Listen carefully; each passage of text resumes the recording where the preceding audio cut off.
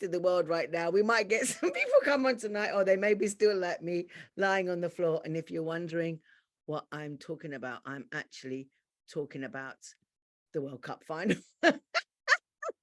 And coming to line with Hanukkah, because God has to help me. It's like watching a football match and then trying to preach. It's a really strange experience. Hallelujah. As we travel along, but I want you to get an understanding. In the book of John, it speaks about the Lord being the light of the world. If we go to John chapter 8, he says, I am the light of the world. I'm actually the light of life. Actually, when you actually really meditate on that and understand that he's the light of life, in him is no darkness. This is the thing that really, I remember one time studying this and realizing that in heaven, there's no shadow of turning. There's no shadow, because the light is not coming from one direction. He generates a light that is everywhere. There is no darkness there. There is no darkness. And it's coming from him. And those who have encountered him said the light that shone from him, he is the source of light itself. This is what's so amazing, because this particular feast is the Feast of Lights. So in other words, 165 BC, this particular thing, of course, is from the Maccabees. It's not actually in the Bible, but it is in the New Testament. It's in John chapter 10, when it says, and on the Feast of Dedication. If we translate that into Hebrew, it's on the Feast of Hanukkah. Jesus was in the temple. So the funny thing is although we don't have it in our Bible, in the New Testament, it is acknowledged that Jesus did this feast. So this feast was important because just 2 chapters before, although we don't know the exact timeline of how the chapters were written, but Jesus declared himself as the light of the world, the light of life itself. In him, there is no darkness. And this particular feast is actually declaring that the light of the world is about to enter the world. So it's amazing to think that on the timeline, although I know we've talked with Maya many times about different things on this, but the truth of the matter is, this is what's amazing. They got the date completely wrong. Everybody knows it's definitely not the 25th of December, okay? But it is just after Hanukkah on the timeline of history itself. So Hanukkah comes and the Messiah is born. Hallelujah. So when you see that amazing analogy, there's a way you can redeem it in your life. And I've said this before, so we not only can we celebrate Hanukkah, but we can put up the lights. So not only our candles, which I'm going to do, our candles, but we can also put up lights in the house, lights on the tree, lights in your window. So let me go into the story so that you understand why the lights are so important. Now, Hanukkah, actually, like I said, is from the word dedication. So yes, it's just after. And actually it crosses Christmas this year. So the whole thing, the light of the world is born, is literally just so amazing, so amazing. But when we actually understand the Feast of Hanukkah, you've got to understand this is in the time of Alexander the Great. Yeah, Alexander the Great. Yes, he was a real one. He was real. And there was a Greek and Syrian empire was in power together, really massive empire army. And they had taken the temple. And it looks like from the writings that we can see that they put a statue of Zeus, the god of thunder, in the temple. There's only one temple in Jerusalem, the Holy of Holies, the temple. There is another writing that says they even sacrificed a pig in the temple. So it was totally defiled. They were using it for their own means. It was in the city of Jerusalem. So the Jews also had a complete ban on not only going to the temple, they couldn't go to the temple, so they couldn't even practice what they were supposed to do.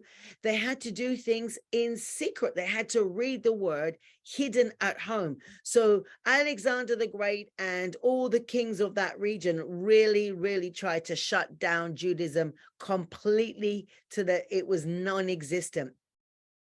You couldn't read the word. You couldn't be seen to read the word. So this is where the dreidel game came in. So I'm not going into all of that tonight because I'm teaching it, but it's a little game that many of you have been with me on Hanukkah and you've seen. We play the game, you spin the thing and it lands on something and someone wins a prize or someone skips. But at the end of the day, it's all about gifts and presents. But there was a reason for the game. The game was a cover for what they were doing, because they would gather in houses to read the Torah, because they always gathered. That's, there was always needed to be a quorum of 10 for a prayer. And so they used to gather. So if any of the Greek or Syrian gods came to the house, they would say, we are just playing a game. We're playing a game. And so the dreidel was a cover to the fact that they were reading the word of God and praying. They had to hide what they were doing.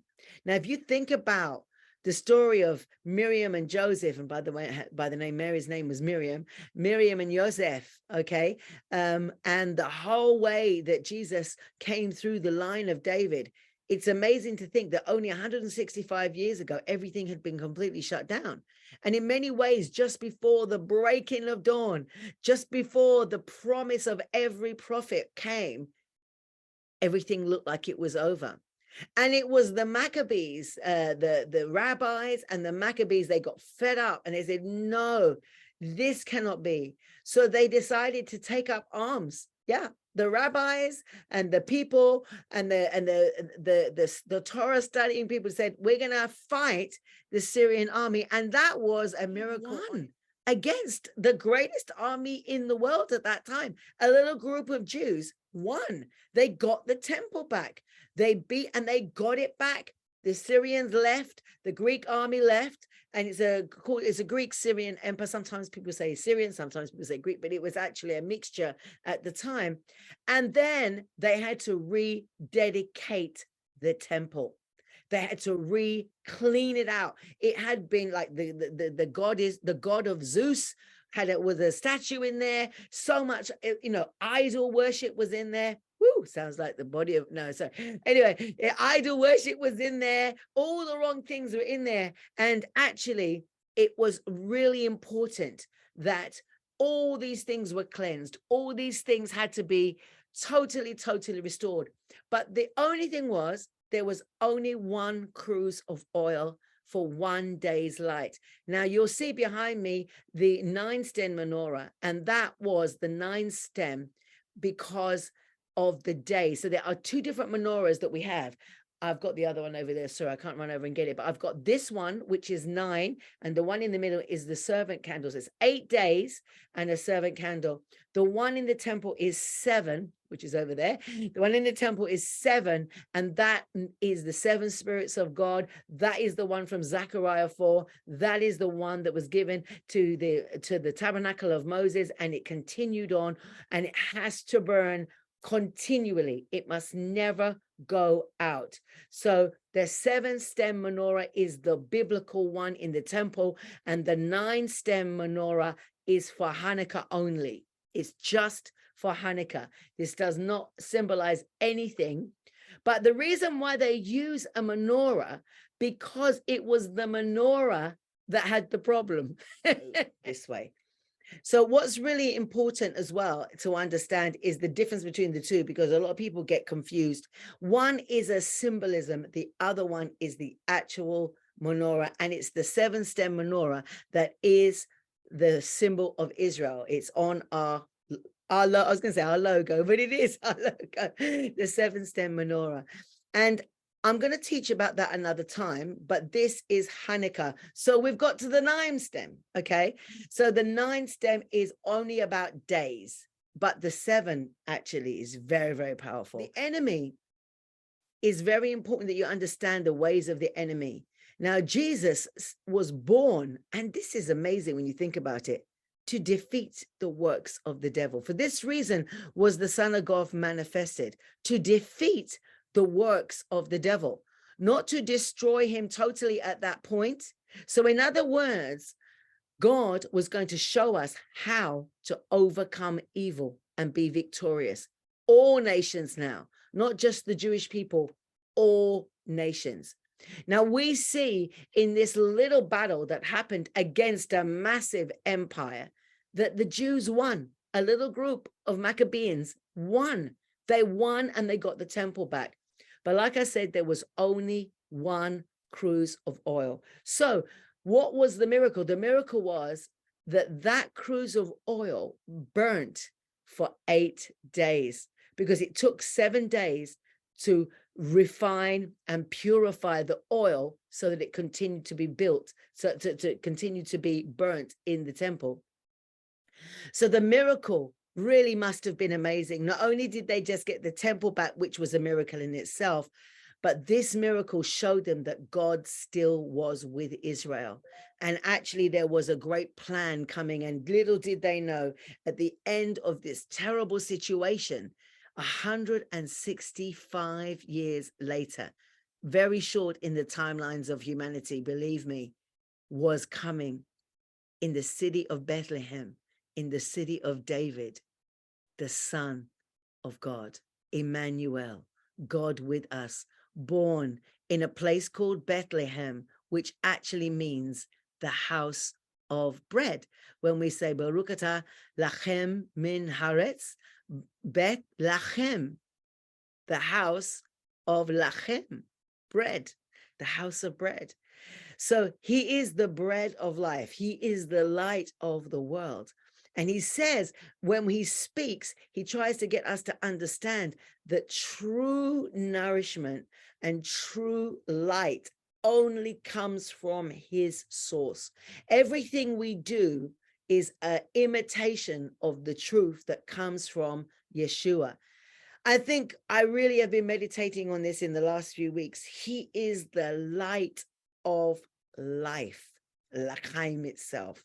In other words, the light, the truth, the way, the truth, and the life is actually a light. It illuminates, it brings clarity, it brings vision. So we're going to get back. So understanding that this menorah, this candle burnt, this 1 day's oil burnt for 8 days. The rabbis then took this situation to celebrate, and they put together a menorah, because it was the menorah that burnt. So, it's not the same 7-stem menorah, but it burnt for 8 days.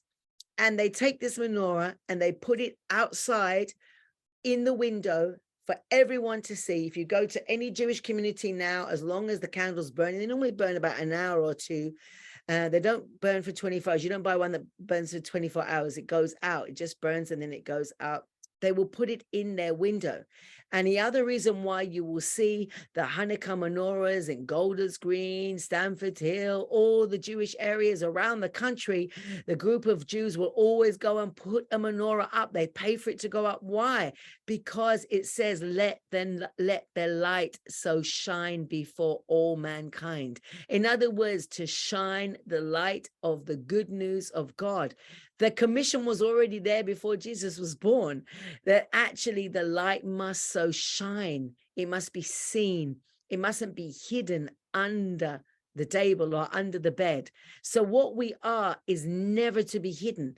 And it can be uncomfortable if you're not a person who likes to be seen, but it's not you being seen, it's the God in you that's being seen. And actually, how can the world know if it cannot see the works of God? He said, so let your light shine, so that men may see your works, so that they may see me working through you, because we are the way that people see the working of God. So before I go any further, I'm going to light our first candle. And like I say, it starts and was about to do the greatest miracle on earth, to bring forth the light of the world. And that light was going to shine in the darkness of the world. And the world could not understand it. The world could not comprehend it. Even some of the Jewish community still could not see, but most of them did, because all his followers were Jewish. They all saw, those who could see that this is him. This is who Abraham, this is who Isaac, this is who Jeremiah, this is who the minor prophets like Micah, Obadiah, Jonah, everyone spoke about. And this is him who was born in the city of David, in the house of bread, in Bethlehem. That's right, in Israel. This is our King of Kings and Lord of Lords. Light the candle each and every night. Even the last one will be on Christmas Day. The eighth candle is actually on the 25th of December. How beautiful is that? And then the 26th doesn't have a candle in it. So the last candle is actually lit on Christmas Day, the full glory of all those candles, of all that light. Because one candle is hot, but when they're all going, when all 9 of them are burning, I tell you, you need to put it somewhere where it's not near your hair, because it's serious fire. It's a serious heat burning. I can tell you that. It really does work really well. And if you're going to put it by a window, make sure all the curtains are away and make sure everything is completely gone. And you understanding that Jesus is the light of the world, understanding the grace that Jesus brought us in this moment and in this time is very, very important to understand that we now have to represent this light. And that's why we have to be confident in who Yeshua really is. So as we continue on, we know, this is a teaching, but we have things fried in oil. So we eat donuts and we eat latkes, which are potato pancakes that are just put together. They're laid flat and they're put on the pancake.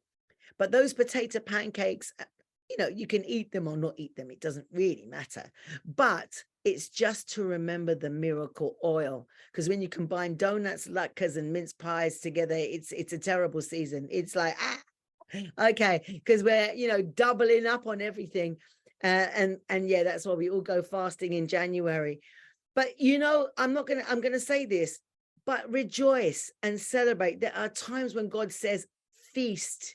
Have a feast and eat and celebrate. This is not the time to go on a fast. Honestly, it's not, because something beautiful has happened. And we really need to know the times and the seasons. Fasting is for other situations. If we're celebrating the birth of the King of Kings and the Lord of Lords, what more do we need to do? Because he already came. Preparing the way, say, he's coming, he's coming.